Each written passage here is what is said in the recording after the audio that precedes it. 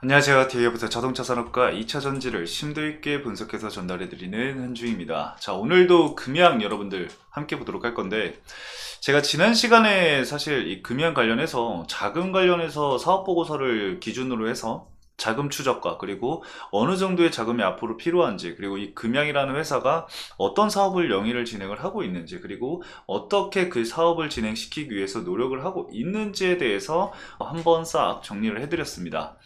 아마 지난 시간에 제 영상을 보신 분들이라고 한다면은 이 금양이 이제 현재 문제가 되고 있는 자금 관련해서는 어 100%는 아니더라도 많은 부분들에 대해서 좀 이해를 하셨을 거라고 생각을 합니다. 그래서 오늘 그 부분에 있어서 기사가 하나 나왔길래 그거 기사 같이 보면서 현재 시장에서는 어떤 시각으로 현재 금형을 바라보고 있는지에 대해서 좀 같이 얘기를 해보는 시간을 가져보도록 하겠습니다. 사실 제가 지난 시간에 말씀드렸던 내용들이 대부분 포함이 돼 있어서 지난 시간에 보셨던 분들은 현재 시장이 이 금양에 대해서 어떤 시선으로 바라보고 있는지, 그리고 어떤 부분이 좀 나와야 하는지에 대해서 그걸 좀 집중적으로 좀 보시면 될 것 같고, 지난 시간에 영상을 못 보신 분들은 오늘 내용 보면서 기사 제가 체크를 하면서 같이 볼 거니까 어떤 부분이 문제인지, 그리고 제가 추가적으로 설명드릴 수 있는 부분들은 설명을 드릴 거니까 참고해 주시면 좋을 것 같습니다. 자, 일단 오늘 말씀드릴 부분은 이 꾸준히 거론되고 있는 이 자금 조달 문제 관련해서 좀 한번 얘기를 또 해볼 거고요. 10만원 선이 지금 이탈을 한 상황이죠. 그래서 기술적으로 다음 지지를 받을 수 있는 가격대는 또 어디지 이제 한번 말씀을 드려볼 거니까요. 오늘도 그냥 함께 보도록 하겠습니다.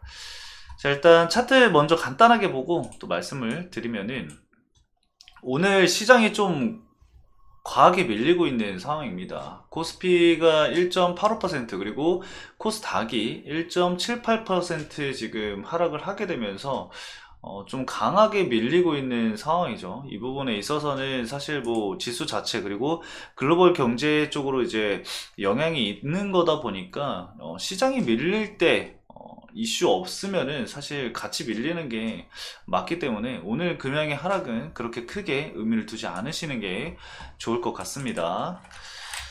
자, 그리고 제가 지난 시간에 이제 영상을 촬영을 하면서 제가 정리했던 내용들을 이 해당 마인드맵으로 통해서 보여드렸었는데, 안 보신 분들을 위해서 간단하게 결론만 좀 말씀을 드려볼게요. 올해 필요한 자금이 유동부채 4,024억 원에서 유동자산 668억 원을 제외한 현재 3,356억 원, 그리고 대표이사 지분 매각 2,430억을 하면은 926억이 남고요. 그리고 여기서 유동부채 중에 2,103억 같은 경우는 대주주 100% 자회사이기 때문에 만기는 현재 연장이 된 상황이고, 그렇기 때문에 현재 1,177억 원의 자금이 남아있는 상황입니다.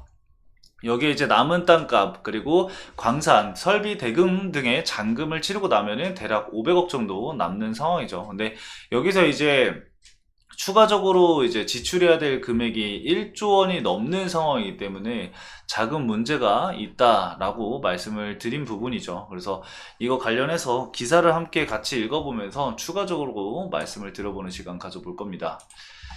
자, 일단 기사를 보도록 할게요. 자, 근데 기사 보면은 사실 여러분들도 보셨을 거라고 생각을 해요. 우리 금양 주주분들은 항상 뉴스를 좀 빠르게 체크를 하시는 경향이 많기 때문에 저보다 빨리 체크하시는 분들도 분명히 있을 거라고 생각을 합니다. 그래서 일단은 함께 보면서 어떤 부분을 좀 우리가 집중적으로 봐야 되는지, 중요하게 봐야 되는지에 대해서 같이 좀 말씀을 들어보도록 할게요.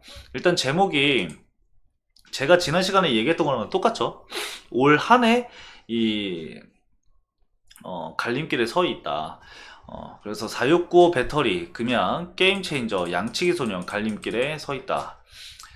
내용을 좀 같이 보면은 올해 3월에 열린 인터배터리 2024년에서 4695 배터리를 깜짝 공개하며 등장한 이 금양의 배터리 업계가 지속적으로 관심을 보고 있는데, 금양이 공개한 이 46 시리즈 원통 배터리가 최근에 미국 테슬라를 필두로 수요가 늘어가고 있는 데다 469 사이즈를 업계 최초로 공개를 했기 때문이다. 하지만 금양 기술력에 대해서 배터리 업체 상당수는 부정적 의견을 내놓고 있다. 다른 내용들을 좀 제외하고 밑으로 좀 살펴보면은 이런 부분들도 사실 중요하거든요. 이 금양이 이듬해 4월에 21700 원통형 배터리 셀을 개발을 성공을 한 이후에 4695 배터리를 개발하는 데까지 걸린 시간이 그렇게 크지가 않다라는 점도 시장에서 보는 부정적인 시선 중에 하나이기도 합니다. 자, 그리고 밑에를 좀 더 살펴보면은 이 내년에 2170과 469 배터리의 양산을 위해서 현재 부산시 기장군에 있는 이 올해 말 준공을 목표로 2차 전지 공장의 건설을 진행을 하고 있다라고 합니다. 이거는 제가 지난 시간에 설명을 드렸죠. 어느 정도의 자금력이 들어가는지, 그리고 이 기장 공장에 설립하는 그 비용이라던가 설비를 넣어야 하는 그런 설비 대금들, 그 대금들이 올해 필요한 자금들이 1조 원이 넘기 때문에, 내년 상반기까지 포함해서 1조 원이 넘기 때문에 그 부분 관련해서 계속해서 이 자금적인 문제가 거론이 되고 있다라고 말씀을 드렸습니다. 자, 그리고 파일럿 양산 단계 등에 따라서 기술 난이도가 다른데 설비가 마련되면 바로 시운전 등으로 시행착오를 줄일 것이다. 사실 기술력만 현재 개발이 된 상황이고 생산 자체는 아직까지는 시간이 좀 걸린다라는 내용이겠죠. 그리고 이제 수요 같은 경우는 아직까지는 대량적으로 생산을 해보지 않았기 때문에 그 부분에 있어서는 아직 확정적인 부분은 없습니다. 그래서 현재 이런 부분들을 좀 대비하기 위해서 이 삼성 SDI 출신의 인재를 대거 영입을 했다라고 해요. 그래서 좀 많은 분들을 데리고 오긴 했습니다. 여기 읽어보시면은 뭐 이양두 전 삼성 SDI의 상무이사라던가 아니면 뭐 김현석 전지사업부 본부장 뭐 등등등 많이 데리고 왔습니다. 그래서 근데 이게 중요한 게 아니죠.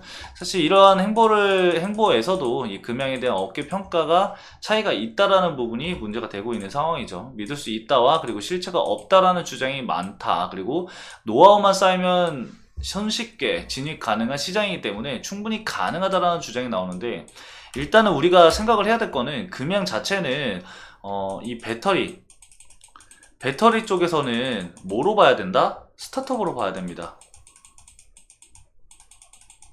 원래 배터리를 만들던 기업이 아니기 때문에 스타트업으로 봐야 돼요. 그래서 원래 스타트업은 노이즈가 많이 생깁니다, 여러분들. 그렇다고 해서 제가 금양의 기술력이 맞다 아니다 라고 판단을 해드릴 수는 사실 없을 것 같아요. 그 이유는 제가 밑에 거의 마지막쯤에 나오니까 말씀을 드리도록 하겠습니다. 자, 이 박철환이라는 서정대 스마트 자동학과 교수가 이 금양 보도자료의 셀 용량과 인터배터리 행사장에서 전시된 셀 용량 수치가 달랐다라고 얘기를 했는데, 이거는 사실 저도 인터배터리를 갔다 와서 봤기 때문에 이거는 사실이 맞다라고 좀 말씀을 드릴 수가 있을 것 같아요. 이거는 팩트 체크가 된 내용이라서 이런 부분들이 사실상 좀 부정적인 의견을 가질 수밖에 없는 내용이 될 수밖에 없었던 근거였던 것 같아요. 그래서 이런 부분들을 좀 증명할 수 있는 부분들을 좀 자료를 제출을 하게 되면은 우리가 좀 더, 그리고 투자자분들도 좀 더 뭔가 확고한 믿음을 가질 수 있을 텐데, 이런 부분들이 좀 아쉽다라는 거겠죠. 그래서 이런 의심 가는 부분들이 생기다 보니까 부정적인 시선이 당연하게 생길 수밖에 없었다라고 볼 수 있을 것 같습니다. 양상 능력 그리고 수율 등을 증명을 해야 되는 것들이 많은 상황인데 명확한 데이터나 제품을 보여주지 않아 실체가 의심스러운 측면이 있다. 일단은 양산에 성공을 한 상황이고, 그리고 이 데이터 같은 경우는 제가 봤을 때는 아직까지 공개를 하지 않는 이유는 시운전도 안 된 상황이고 양산을 시작하지 않은 상황이기 때문에, 시운전이 들어가게 되면은 그때 아마 좀 뭔가 추가적인 데이터라던가 이런 부분이 나오지 않을까 싶습니다. 그래서 이거는 좀 더 아직 우리가 지켜봐야 될 부분이다 라고 좀 말씀을 드려보고, 그들의 계획대로라면은 이거는 제가 아까 말씀드렸던 내용이죠. 금양이 올해 1조 원가량 투자가 필요한데 재무구조상 불가능해 보인다. 그 재무 관련해서는 제가 지난 시간에 쫙 풀어드렸습니다. 그래서 혹시나 궁금하신 분들은 저희 대여 홈페이지에서 금양 검색하셔서 제가 지난 시간에 어제는 아닙니다. 지난 시간에 녹화했었던 분석 영상 올려드렸던 영상 체크하시면 될 것 같아요. 그래서 배터리 개발은 둘째치고 양산이 가능할지 모르겠다. 양산은 뭐 배터리 개발과는 전혀 다른 문제죠. 일단은 공장을 지어야 되고 설비를 넣어야 되는데 공장을 지을 돈과 설비를 넣을 돈이 지금 없다라는 거죠. 이 1조 1,400억이 그 자금입니다. 그래서 그 자금 자체가 지금 안 되고 있는 상황이니까 여기 보시면 세부적으로 국내 공장 건설 이게 기장이거든요. 6,100억 그리고 2025년 7월까지 제가 아까 내년 상반기까지라고 말씀드렸는데 설비 투자에 5,300억을 투자를 해야 되는데 지금 아까 재산이 제가 아까 500억 정도 남아있다 라고 말씀을 드렸습니다. 일단 전송 능력에 대한 의문이 계속해서 제기가 되면 될수록 금양에는 불리할 수밖에 없습니다. 그리고 이제 유동성 문제라던가 그리고 이 부채 비율이 늘어나는 거 그런 부분들에 대해서 계속해서 악재가 적용이 될 수밖에 없는 부분이라 이 부분은 좀 밑에 내려보면은 이 금양 스스로 같은 맥락입니다. 금양 스스로 데이터와 이 제품의 실체 그리고 실체는 여러분들이 이 제품에 대한 실체가 인터배터리를 많이 말씀을 하실 거예요.